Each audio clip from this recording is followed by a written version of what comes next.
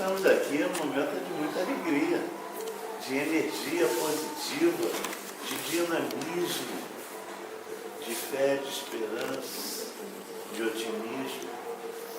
E esse vigor que a gente espera é o desejo de que nós, encarnados aqui presentes, colaboremos com toda a equipe de desencarnados que trabalha nesse momento junto a nós. Enquanto fazemos reflexões sobre o tema de hoje, inúmeros benfeitores espirituais estão atendendo a vocês, a nós, a encarnados no entorno do centro e a desencarnados inúmeros. Portanto, para demonstrar a eles que sabemos da existência deles e temos gratidão por todas essas atividades que eles fazem natural, espontânea, voluntariamente, baseado no amor que eles possuem por Cristo, porque eles trabalham em nome dele, e por nós, porque eles trabalham em prol de nós, a gente deve exercer essa alegria, até porque toda vez que estivermos num ponto de luz, já é motivo de alegria, seja qual for o motivo que tenha nos trazido até aqui. Pois bem,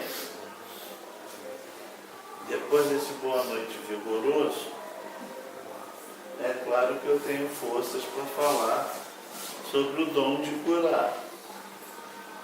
Dom de curar. Alguém aqui gostaria de ser médium de cura?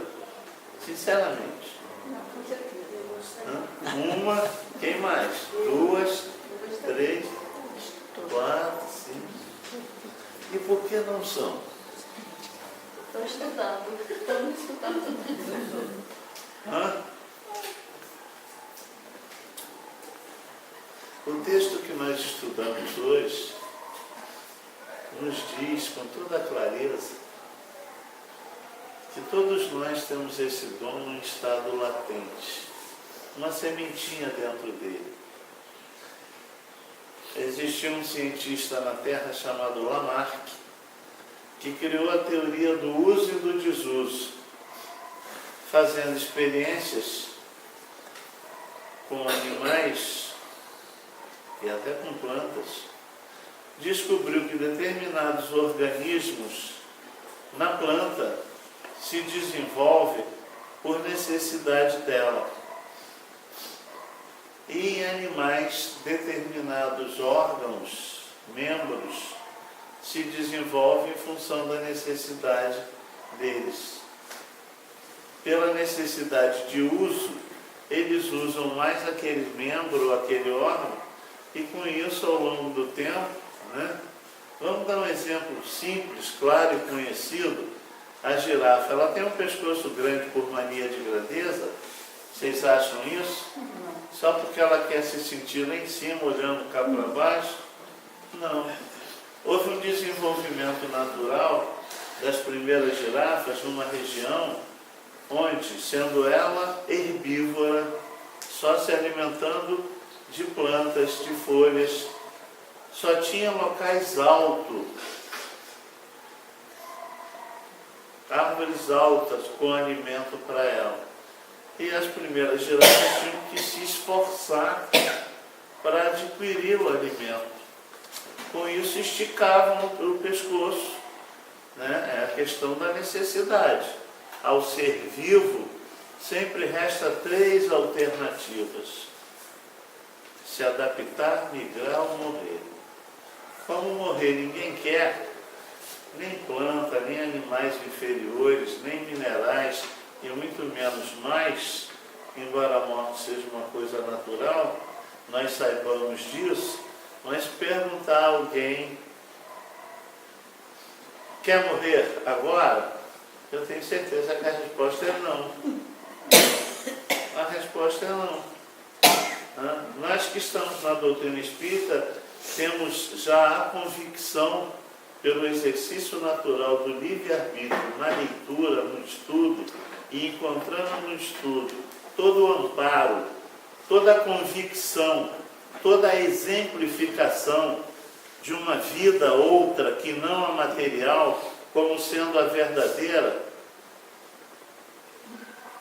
mesmo sabendo de tudo isso, sem falar dos depoimentos que temos oportunidade de ouvir em reuniões mediúnicas, de amigos espirituais que vêm dando bons conselhos, dando alertas e falando, demonstrando que o local onde vivem é muito bom porque estão muito bem.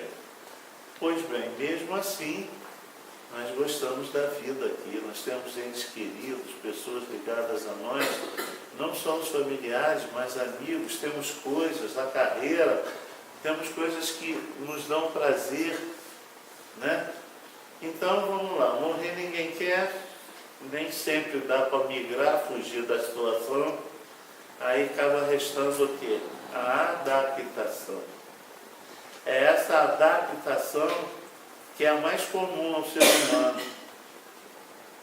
Aliás, nós viemos com uma capacidade de adaptação inacreditável. É que a gente não tem por hábito fazer inventário moral da nossa vida. Deveríamos seguir Santo Agostinho e fazer, ainda que pequenos, né, inventários, se não diários, pelo menos semanal, né? E a gente ia ver a quanta coisa a gente se adaptou, quanta coisa a gente achou que não ia conseguir, quanta coisa a gente disse, não, isso é pesado demais, isso para mim é impossível, não vai dar, eu vou sucumbir. E estamos todos nós aí caminhando. O problema, a situação gigante, né? O terror já ficou lá para trás e a gente está aí caminhando. Isso é capacidade de adaptação às circunstâncias. Eu chamo de mimetismo social. Por que eu chamo de mimetismo social? Porque é comum às plantas e aos animais o mimetismo. Para se defender. Determinados animais, para se libertar de predadores, tornam-se com cor diferente. Eles têm a capacidade de liberar um pigmento na pele que transforma a cor, confundindo-se com a folhagem. Animais que são carnívoros não vão comer folha. E eles, parecendo folha, estão livres dos predadores. Né? E o que é o mimetismo social? É nos adaptarmos à situação, ao momento e ao meio que nos encontramos, sem perder nossas características, sem perdermos a nossa individualidade, a nossa personalidade, sem provocar erosão no nosso caráter. É saber lidar, né, com as circunstâncias. O que eu chamava de mimetismo social modernizou, avançou, aprimorou e hoje é chamado de resiliência. O que é resiliência? É a superação. É eu lidar com as coisas adversas da melhor forma possível. É eu administrá-las, superá-las, passar por elas com naturalidade. E a gente só faz isso se tiver uma certeza de que tudo passa. Porque tudo passa, mas havemos de convir que no meio da tempestade, dos trovões, dos relâmpagos, qual a impressão que temos? Não vai passar nunca. Eu nunca mais vou ver o céu azul e o sol brilhando. Ledo engano, bobagem. Não demora muito tempo. Cessam os trovões, os relâmpagos, a chuva vai passando, se dissipa a nuvem escura e começamos a ver trechos de céu azul, daqui a pouco o céu está azul de novo. Ufa! eu pensei que nunca ia passar. Aí vem a pergunta: com esse meu ufa, eu adquiri algum aprendizado? Para na próxima tempestade, com trovões, relâmpagos, eu lembrar daquela que passou e acreditar que a outra vai passar também? Ou eu vou ter a mesma postura numa seguinte situação semelhante àquela? De nada vai me ter servido experimentar que tudo passou, porque tudo passa. A forma como nós lidamos com as situações é que determina a nossa qualidade de vida emocional, psíquica e, consequentemente, espiritual. Não é a coisa em si que nos causa problema, seja lá o que for. Não é a situação, é a maneira como nós olhamos, encaramos e administramos as coisas e as situações. Pois bem, como a gente tem a capacidade de adaptação bem evoluída, nós precisamos usar essa capacidade para nos adaptar ao nosso cotidiano, que é feito de altos e baixos. Nós não temos uma vida de retidão na Terra, porque a Terra ainda é um planeta escola, de provas e expiações. Ora, se é um planeta escola, o que temos na escola constantemente? O que uma boa escola promove para o aluno? Provas difíceis, testes desafiadores, tarefas surpresa e às vezes testes surpresa, para testar o aluno. Porque o aluno precisa ser testado, avaliado, para ser capacitado e merecer o diploma e passar para um nível superior àquele que se encontra.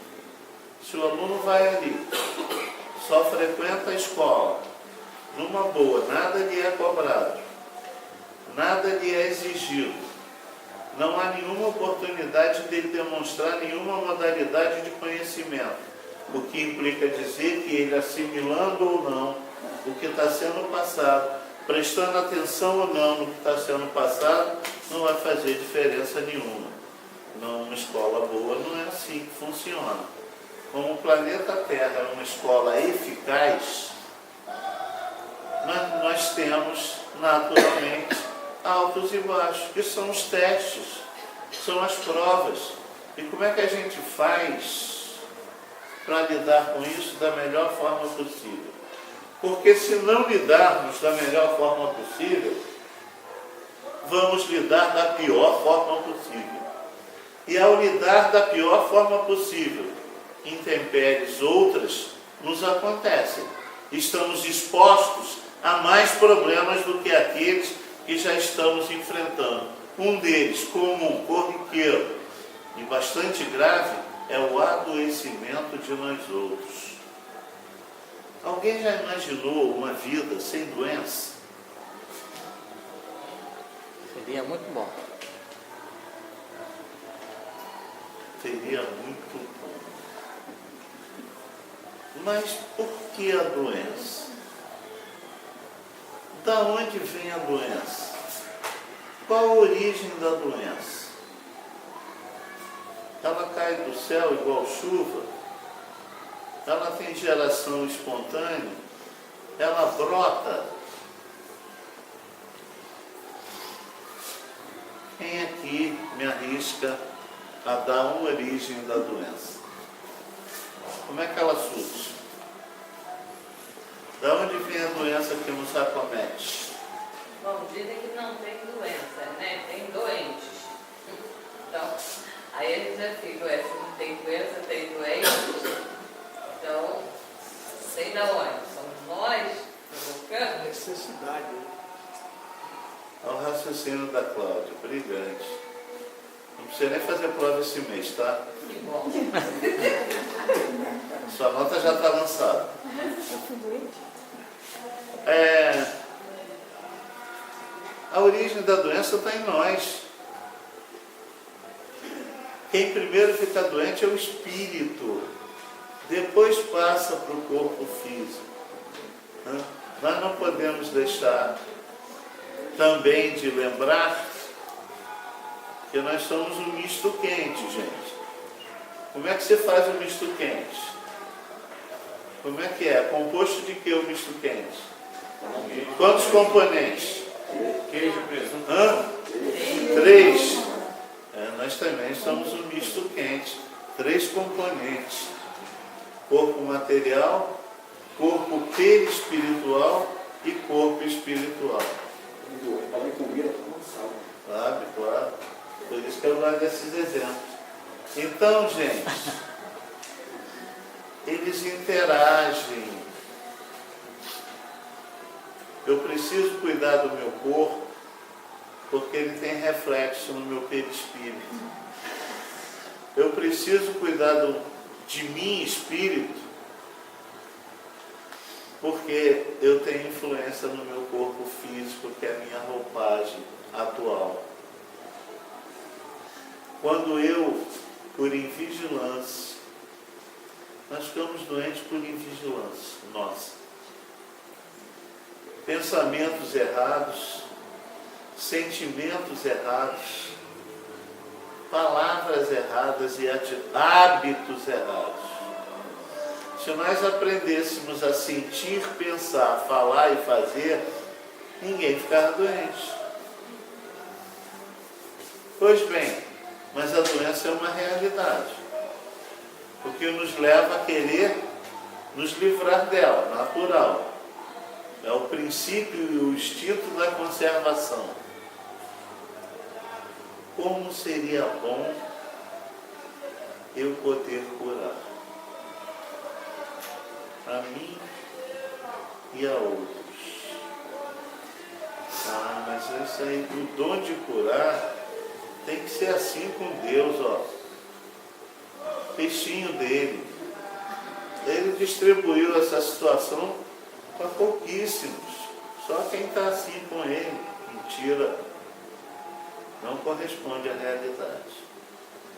Existe aquele que tem o dom de curar ostensivamente, que tem um mandato mediúnico de cura por dívidas do passado.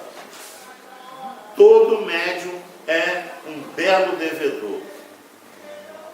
E o cheque que vem em branco para pagar a dívida é a mediunidade, é o mandato mediúnico, que o próprio indivíduo tem, preenche ou não, assina ou não, porque nós temos livre-arbítrio, né?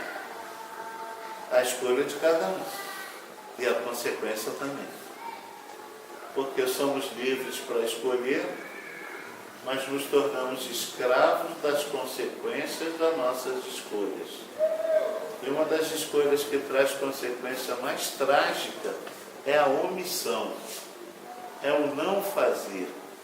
Porque às vezes erramos fazendo, tentando acertar. A intenção foi acertar, mas não deu certo. E o outro que nem tentou, cruzou o bar, não.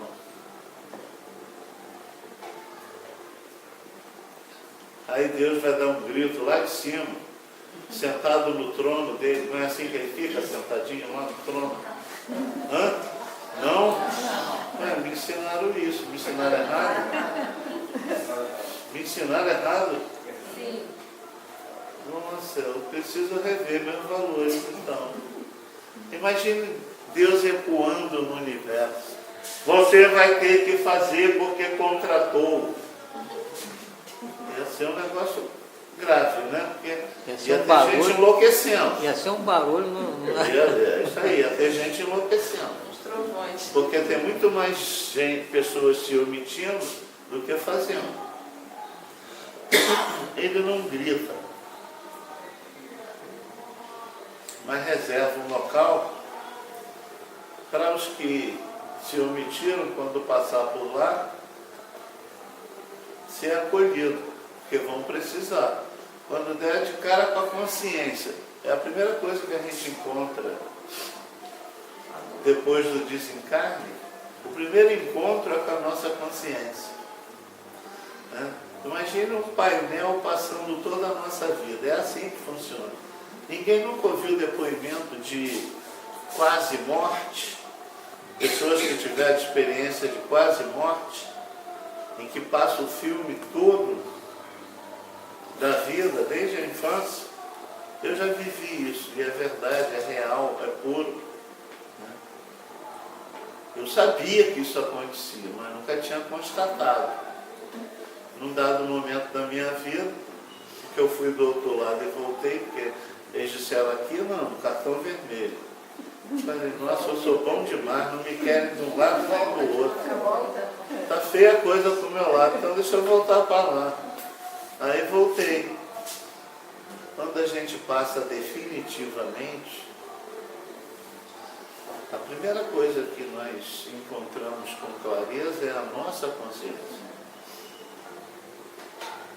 Se tem alguém, se tem uma situação que não é controlável, que não dá para a gente manipular, não dá para a gente enganar nem disfarçar, é a nossa consciência. Não dá. Não dá. Aí, poxa, eu podia ter feito aquilo. Me avisaram tanto, eu sabia que tinha que fazer. Além disso, toda hora no meu ouvido tinha alguém falando. Começa a entrar um processo de arrependimento, de remorso e, na maioria das vezes, uma conturbação mental.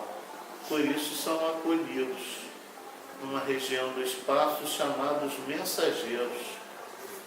É um departamento de uma colônia que acolhe aqueles que vieram com um cheque em branco para preencher o valor e assinar e não fizeram. O cheque voltou em branco. Ou não voltou com a quantia que equivaleria ao pagamento da dívida.